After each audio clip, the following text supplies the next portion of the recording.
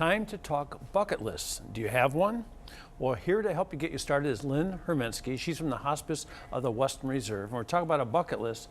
What is a bucket list and what's important about it? So the bucket list is actually a fun topic. The bucket list is what people hope to accomplish in their lifetime. So it's what goals they have. We just talked about Hawaii. I'm sure that's on a lot of people's bucket list. Yeah, that sounds like a good one. A lot of times people think bucket lists are solely around travel, destinations, but it's actually so much more than that. People can have different activities that they want on their bucket list. Perhaps they want to learn how to cook or how to swim or how to learn a new musical instrument. It can also be experiences that people want to experience. Perhaps they want to finish a 5K, or they want to ride the new roller coaster at Cedar Point, or perhaps they want to attend a World Series, or dare I say it, a Super Bowl. Oh yeah, that sounds really good.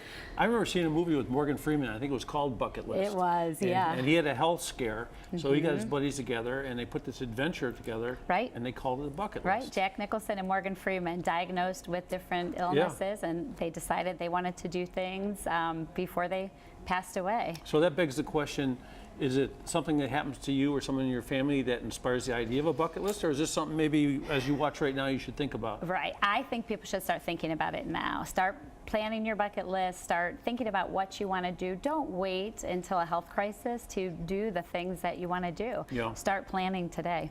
But also, I think I learned from your folks a couple weeks ago that it's not too late to start a bucket list or check off some of those boxes, like the idea of going somewhere where it's a little more difficult for you to travel now. I saw the idea of take a drone travel, taking you somewhere and having you experiencing. Yeah, we do a lot of bucket list activities for our patients at Hospice of the Western Reserve, and that's one of the great ones. But we do ask them, what do you still want to do before you pass away? But again, we encourage people to do these things while they're able to. Don't wait for a health crisis. Yeah, this is the first time I ever heard of a national bucket list kind of day thing, and that's happening also. It is, it is. Today is National Healthcare Decisions Day, so April 16th every year. There's a national movement where people, healthcare professionals throughout the country, designate this day to educate people on getting their healthcare power of attorney and their living will paperwork completed. This is a huge item on your bucket list. This should be on everybody's bucket list, but sadly, it's not. People spend so much time and money planning weddings and birthdays and trips, but they don't spend any time at all talking about end of life and planning for end of life.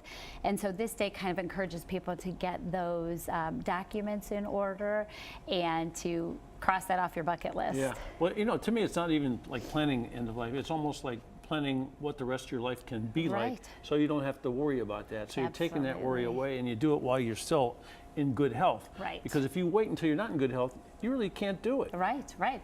And like you said, it's important, don't wait for a healthcare crisis to have these conversations. Have the conversations now with your family members.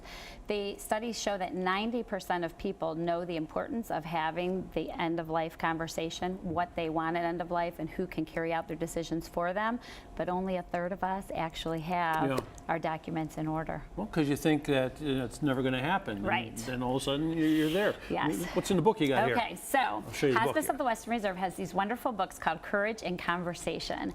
And these books are available for people to understand the importance, again, of healthcare power of attorney and living will. It says what you want at end of life and who you want to carry out your wishes if you are unable to carry out those wishes. There's a quiz inside to get the conversation started. There's also the documents inside that people can fill out.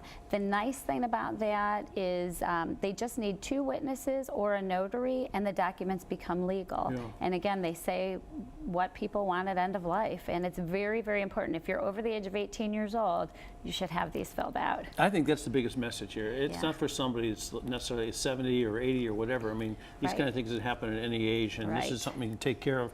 And one less thing to worry about. Absolutely. And it gets emotional when there's a health crisis. And even the closest of families at end of life for their loved one, you know, it can tear them apart if they don't know what their loved one wanted. And so it's just important. Put this on your bucket list, fill out your paperwork, get it done. It's a weight off the shoulder. And check it off the bucket list. Thank you for making this sound like and feel like a good thing. Yeah, it is a good thing. And it is.